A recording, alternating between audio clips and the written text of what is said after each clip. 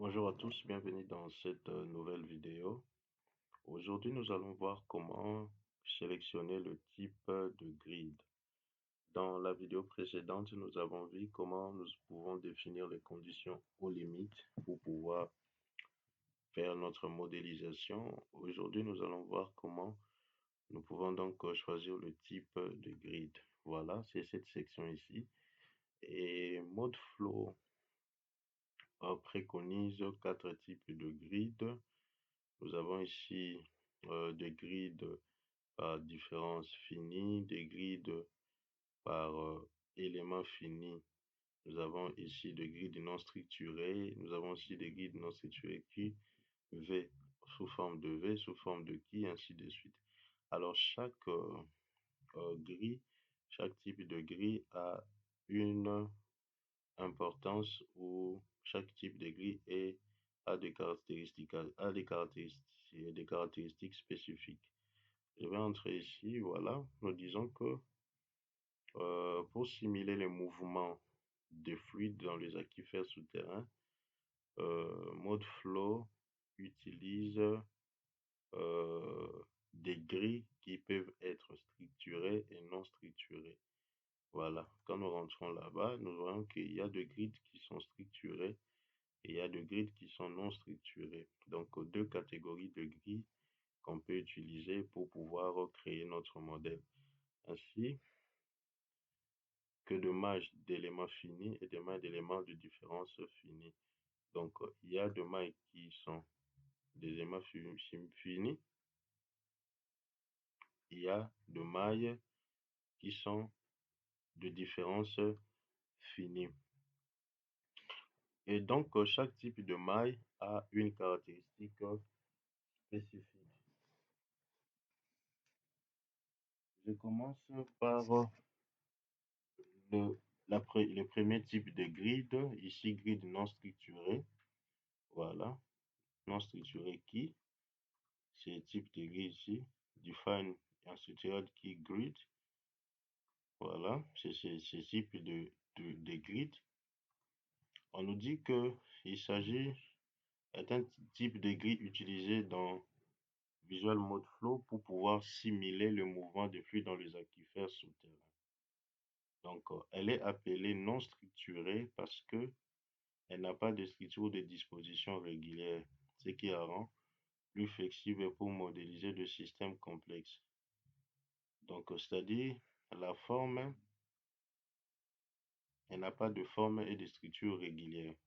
Comme vous pouvez voir ici, donc ici vous avez des carreaux réguliers, voilà, ici ça change, de l'autre côté ça change aussi. Non, ça c'est une erreur. Non. Donc ici, ça change. Donc vous avez de répartition de grilles non régulières. On nous dit que c'est utilisé pour simuler les mouvements de souterrain dans les aquifères en résolution de la concentration de la qualité de l'eau. Donc, plus on l'utilise dans le cas où vous pouvez étudier faire le titre de la concentration de la qualité de l'eau. Donc, quand vous travaillez dans le domaine de quantification de qualité de l'eau, donc vous pouvez utiliser Visual Mode, c'est-à-dire les grilles non structurées. Le gris ici, euh, non structuré V, est un autre type de grille utilisé dans Visual Mode Flow pour pouvoir étudier les formes, simuler le mouvement des fluides dans les aquifères souterrains. On l'appelle non structuré car elle n'a pas de structure ou de disposition régulière, ce qui la rend plus flexible pour modéliser le système complexe. Ici, on utilise pour simuler, faire la simulation dans les aquifères souterrains en résolution de vitesse des fluides. C'est-à-dire ici, nous avons plus la qualité et l'autre là est utilisé pour la vitesse. C'est-à-dire ici, le paramètre qu'on met peut mettre en évidence lorsqu'on veut faire la modélisation plus au niveau de la vitesse. Raison pour laquelle vous avez ici Q pour mentionner la qualité, V pour mentionner la vitesse, velocity. Ici, vous avez maillage d'éléments finis. Un maillage d'éléments finis est un type de grille utilisé dans mode flow pour simuler les mouvements des fluides dans les aquifères. On l'appelle maillage d'éléments finis car il est composé d'éléments finis qui sont des sous-ensembles de la grille qui peuvent être de différentes formes et tailles. Donc voilà, ici.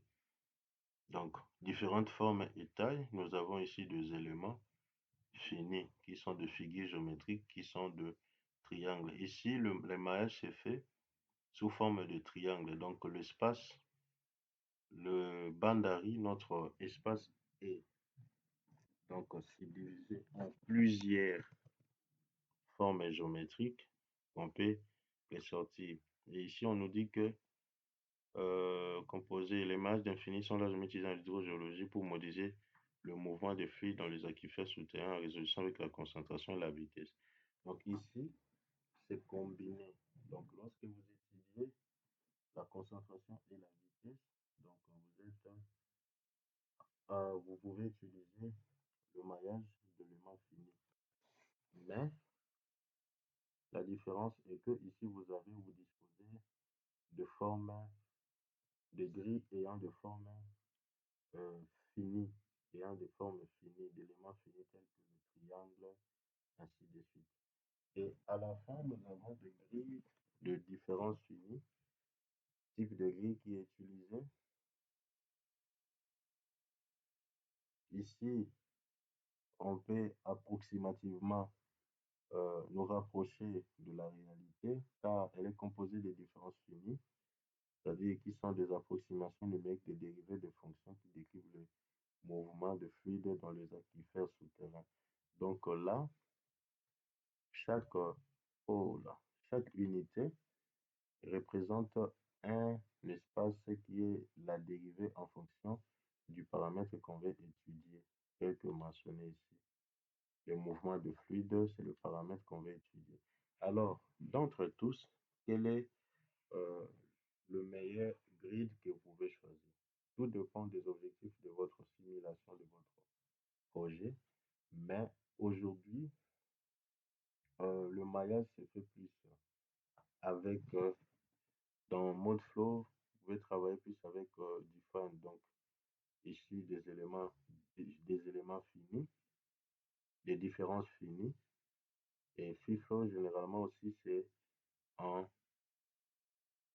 élément fini. Donc, vous avez là le deux choix que vous pouvez. Moi, je vais plus vous recommander. Ben, pour moi, dans le cadre de cette vidéo, nous allons choisir ces types de grilles.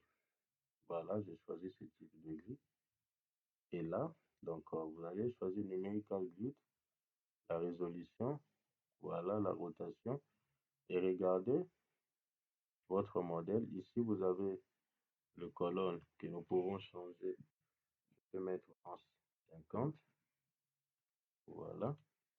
Donc, je subdivise 150 lignes en 50 colonnes. Là aussi, je peux mettre 150 colonnes. 50 lignes, voilà. Vous avez 50 lignes, 50 colonnes. Ça, c'est le modèle que je choisis. Donc, je peux aussi mettre 100.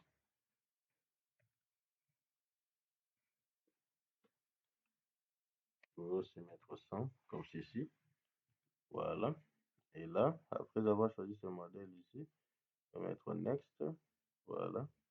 Et là, le thickness, l'exagération, je peux mettre comme ceci. Donc, comme exagération dans ligne, vous allez exagérer comme ceci. Colonne aussi, vous pouvez exagérer. Donc, là, si vous n'exagérez pas le ligne,